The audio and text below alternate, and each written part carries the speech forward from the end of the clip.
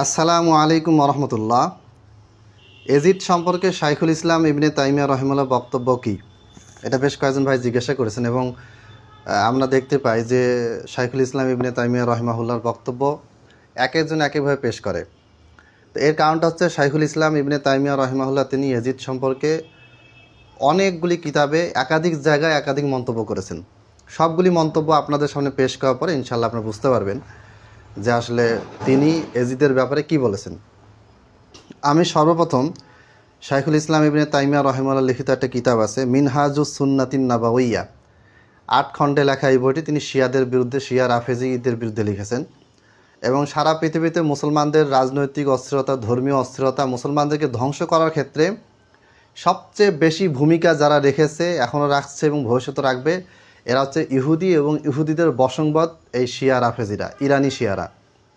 তো আমি আজকে বিষয়টি ক্লিয়ার করব ইনশাল্লাহ, ওইদিকে আজকে না যাই।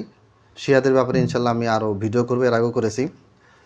তো শাইখুল ইসলাম ইবনে তাইমিয়া রহিমাহুল্লাহ যিনি 728 হিজরিতে মারা গেছেন, 728 হিজরিতে মারা গেছেন, তিনি বলেছেন ওয়ালিহাজা কেন সহাবাতু রদিয়াল্লাহু তাআলা আনহুম ইয়াগজুনা মা ইয়াজিদা ওয়া গায়রিহি। আর এই কারণে সাহাবিগণ এজিদের সাথে কি করেছেন? যুদ্ধে অংশগ্রহণ করেছেন। ফাইন্নাহু গজাল কুস্তুনতিনিয়াতা ফি হায়াতি আবিহি মুআউয়াতা রাদিয়াল্লাহু আনহু। অর্থাৎ মুআবিয়া রাদিয়াল্লাহু তাআলা আনহু জীবদ্দশায় মুআবিয়া যখন খলিফা ছিলেন, ষষ্ঠ খলিফা ছিলেন, তখন মুআবিয়ার সময় প্রধান সেনাপতি হিসেবে কুস্তুনতুনিয়া বা কনস্টান্টিনোপল জয় করার জন্য ইয়াজিদ রহিমাহুল্লাহ কোথায় গিয়েছিলেন? কনস্টান্টিনোপলে গিয়েছিলেন। সেইখানে সাহাবিরাও তার সাথে গিয়েছিলেন, এই ইয়াজিদের সাথে গিয়েছিলেন। ওয়াকানা মাহুম ফিল জাইশি আবু আইয়ুবা আল আনসারি রাদিয়াল্লাহু তাআলা আনহু। যে সমস্ত সাহাবী ছিলেন তার মধ্যে আবু আইয়ুব আনসারি রাদিয়াল্লাহু তাআলা আনহু কিন্তু এই অভিযানে, সেনা অভিযানে ইয়াজিদের সাথে কুস্তুনতুনিয়া বা কনস্টান্টিনোপলে গিয়েছিলেন। ওয়াজালিকাল জাইশু আউয়ালু জাইশিন গজাল কুস্তুনতিনিয়াতা। আর এটা হচ্ছে ওই বাহিনী, যেই বাহিনী সর্বপ্রথম কুস্তুনতুনিয়া বা কনস্টান্টিনোপলে যুদ্ধ করেছিলেন। আফি সহিহিল বুখারী আন ইবনে উমর রাদিয়াল্লাহু আনহু আনিন নবী সাল্লাল্লাহু আলাইহি ওয়াসাল্লাম আন্নাহু ক্বাল আউয়ালু জাইশিন ইয়াগজুল কুস্তুনতিনিয়াতা মাগফুরুল লাহুম।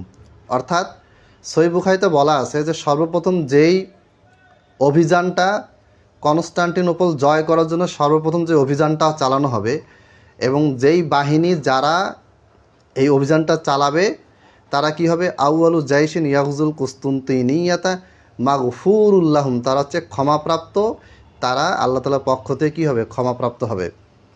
এই কথাটা শাইখুল ইসলাম ইবনে তাইমিয়া রহিমাহুল্লাহ নিয়ে এসে তিনি বুঝাতে চাইলেন যে এইখানে এজিদের ফজিলত বর্ণিত হয়েছে এবং এজিদ ক্ষমাপ্রাপ্ত জান্নাতি। ক্ষমাপ্রাপ্ত বলা হয়েছে মানে জান্নাতি। আচ্ছা, জান্নাতি শব্দটা আমি বললাম না, ক্ষমাপ্রাপ্ত, আল্লাহ পক্ষ থেকে ক্ষমাপ্রাপ্ত। এটা সঠিক না বেঠিক সেটা আলাদা বিষয়, তবে শাইখুল ইসলাম ইবনে তাইমিয়া রহিমাহুল্লাহ এজিদের ব্যাপারে এই মন্তব্যটা করেছেন।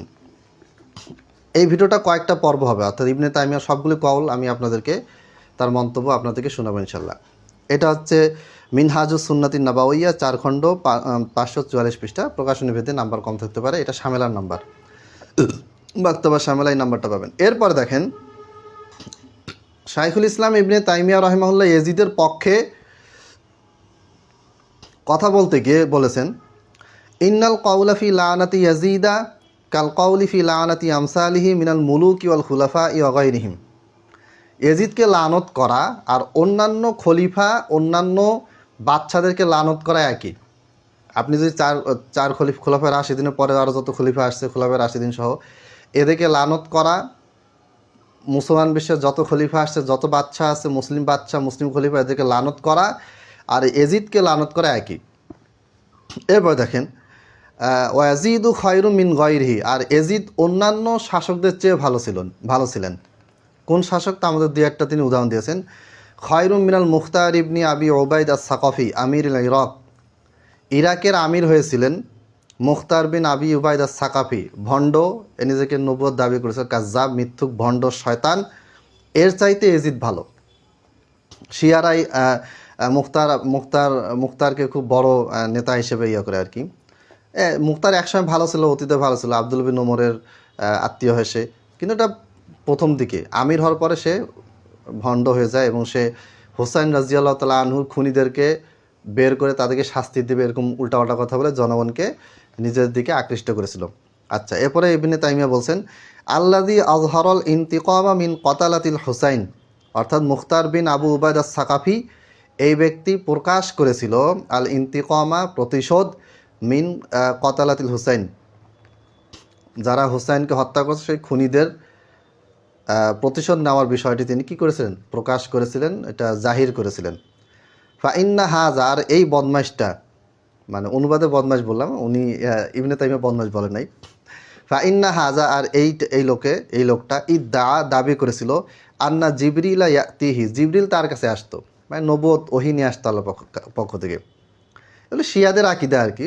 ওই ইরাকে গিয়ে, ইরাকের কুফা, বসরা, নাজাফ তোদের পবিত্র শহর, ইরান, এই পুরো এলাকাটাই ইহুদিদের বংশধর আবদুল্লাহ বিন সাবার শিয়া দিয়ে ভর্তি। তাদের ওখানে কি হয়েছে, প্রভাবিত হয়ে এই মুখতার বিন আবি উবাইদা সাকফি কি হয়ে যায়, শিয়ার রাফেজি খবিস হয়ে যায়। আচ্ছা, তাহলে এজিদ মুখতার বিন আবি উবাইদা সাকফের চেয়ে উত্তম। এরপরে আবার ইবনে তাইমিয়া বলেছেন অখায়রুন মিনাল হাজ্জাজ ইবনি ইউসুফা, আর হাজ্জাজ বিন ইউসুফের চাইতে এজিদ ভালো। ফাইন্নাহু আযলামু মিন ইয়াজিদা বিইত্তিফাকিন নাস, আর সমস্ত মানুষ একমত যে হাজ্জাজ বিন ইউসুফ এজিদের চাইতে বড় জালেম ছিলেন। ঠিক আছে, যারা এজিদকে জালেম বলে তারাও একমত যে এজিদের চাইতে বড় জালেম কে ছিল, হাজ্জাজ বিন ইউসুফ। তাহলে শাইখুল ইসলাম ইবনে তাইমিয়া রাহিমাহুল্লাহ দুইটা ইবারত আমি পড়ে শোনালাম। এই দ্বিতীয় ইবারত বা দ্বিতীয় বক্তব্যটা আছে মিনহাজুস সুন্নাতিন নাবাউইয়াতি 4 খণ্ড 576 পৃষ্ঠায়, মাকতাবা শামেলায় এটা আছে, যে কোনো কিতাবগুলি খুললেই এই ইবারতগুলি পাবেন।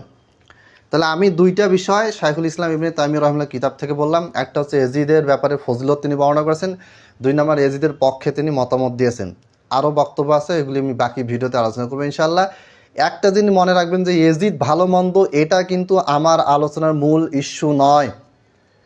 এজিদকে খারাপ বলতে বলতে খারাপ বলাটা চলে যাচ্ছে মুয়াবিয়ার উপরে, মুয়াবিয়া খারাপ, মুয়াবিয়ার সাথীরা খারাপ, আয়েশা খারাপ, তালহা খারাপ, নাউজুবিল্লাহ করতে করতে সাহাবীদেরকে কী করা হচ্ছে, সমালোচনা বিষয়বস্তু বানিয়ে দেওয়া হচ্ছে। এইটার বিপক্ষে আমি, এবং এই বিষয়টাকে বোঝানোর উদ্দেশ্যে আমি প্রথম ভূমিকা স্বরূপ এজিদের ব্যাপারে আমি লেখালেখি করতেছি এবং ভিডিও করতেছি। এটা হচ্ছে ভূমিকা। মূল আলোচনায় আমি পরে যাব মুয়াবিয়ার ব্যাপারে, তালহা, আয়েশা, জুবায়ের, বর্বর সাহাবী যাদেরকে কি করা হয়েছে, হত্যা করা হয়েছে, শহীদ করা হয়েছে। ওসমান রাজিয়াল্লাহু তাআলা আনহুকে কারা শহীদ করেছিল। এবারে ওমর বিন খাত্তাবকে যে আবু লুলু, এই জাহান্নামী নরপিশাচ শয়তান, যে ওমর বিন খাত্তাবকে নামাজের সময় ছুরি দিয়ে আঘাত করে তাকে হত্যা করেছিল, এই ওমর বিন খাত্তাবের হত্যাকারী আবু লুলুকে ইরানে কি করা হয়, বড় মুজাহিদ, বড় একেবারে সম্মানিত ব্যক্তি হিসেবে তারা নাশিদ তৈরি করেছে। তারা প্রতি বছর তার কবর গিয়ে তাকে সংবর্ধনা দেয়, সেখানে তারা মানে তার প্রশংসা করে। তো এটা রাজনৈতিক চক্র, এটা একটা মানে কি, মুসলমানরা যখন বিশেষ করে ওমর বিন খাত্তাব, খালিদ বিন ওয়ালিদের মাধ্যমে যখন ইরানের এই পৌত্তলিকদের এই যে ভূমিটা, এটাকে যখন ইসলামী খেলাফতের সাম্রাজ্যে নিয়ে আসলেন, তখন থেকে তাদের ওমর বিন খাত্তাবের খুব বেশি রাগ ছিল। এগুলো ইনশাল্লাহ আমরা আলোচনা করব। আল্লাহ তাআলা আমাদেরকে শিয়াদের, ইহুদিদের, খ্রিস্টানদের, আহলে কোরআন যত ফিতনা আছে এদের ব্যাপারে অবহিত হওয়ার এবং তাদের বিপক্ষে দলিল সহকারে তাদের বিপক্ষে দাঁড়ানোর এবং তাদের ব্যাপারে মানুষকে সচেতন করার এবং নিজে সচেতন হওয়ার তৌফিক দান করুন, আমিন। আসসালামু আলাইকুম ওয়া রাহমাতুল্লাহ।